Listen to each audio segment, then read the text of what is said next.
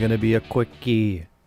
All you guys out there who want to quote ice cores as some kind of proof of something. I don't know. You guys in your voodoo tree rings and your voodoo ice cores and boy, what was the last one I heard? Some kind of varnish on rocks. You're gonna play that game now too, to go along with your little radiometric dating garbage, which I'll do in a different vid because radio dating works so poorly that they have to have 50 different kinds of radio dating just to make it look like there's something to it.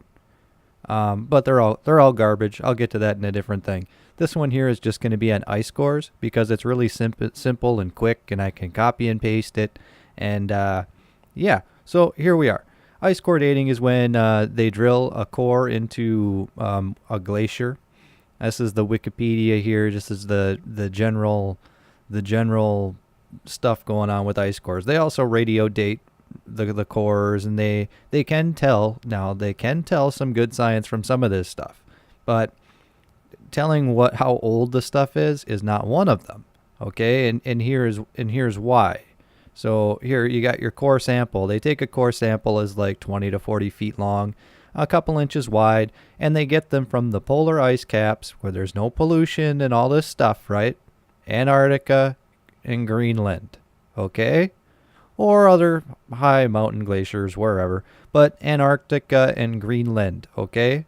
This is where we're doing it because this is the pristine land where they can really, this is where they know what the climate is like so well that they think this is going to be scientific, buddy. Oh, yeah. We got science going.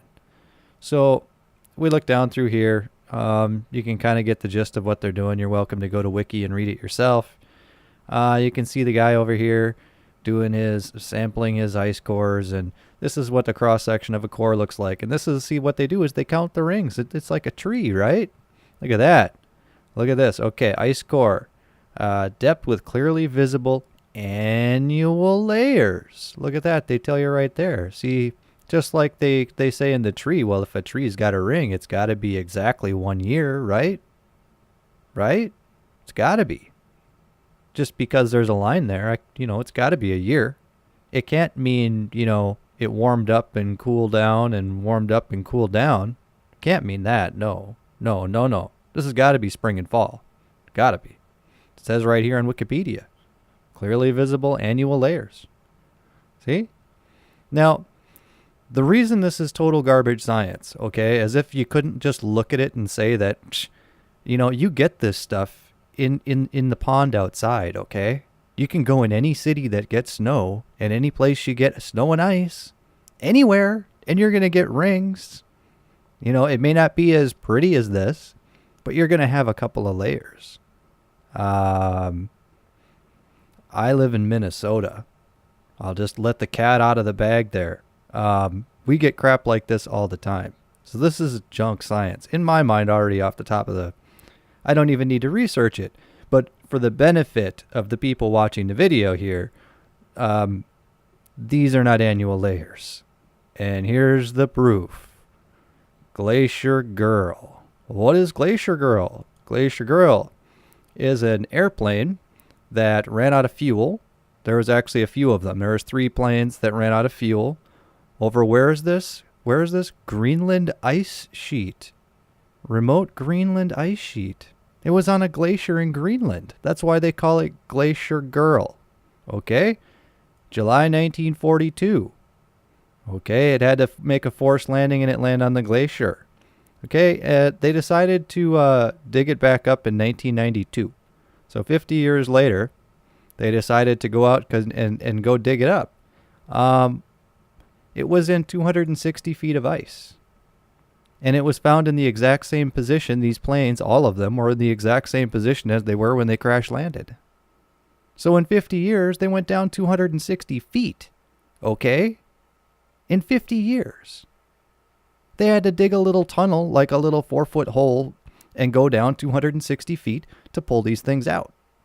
Right? Okay. So what does that look like? Let's look it up. Now we're on Google. You all can see what I'm doing here. Okay? Glacier Girl recovery. Okay? That's what I'm searching. We'll search that. And you know, a picture speaks 1,000 words, so we'll go up into images here. All right, here's the hole. You guys see that? You probably can't see that on YouTube here. But these are all rings here. Well, it's only been 50 years, and it looks like there's thousands of them. Tens of thousands even. Maybe we can get a better picture. More digging it out. See, that's where they found it. This is where they're digging the ice cores. Annual layers. Give me a break. And now this is just one example, okay? This is one example of it being pure fraud. But they even have pictures of it on here, of them digging it out with the layers of ice.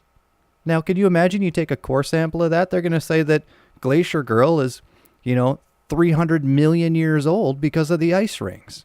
It's stupid. Stop linking ice core samples.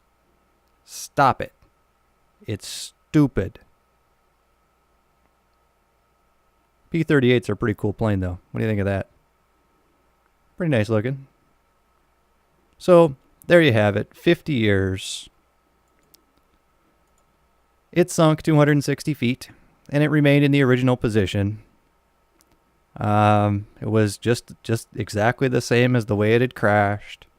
Just that much snow and ice had accumulated over it. End of story for ice cores. Those are not annual layers. It is warming up a little bit, cooling down a little bit.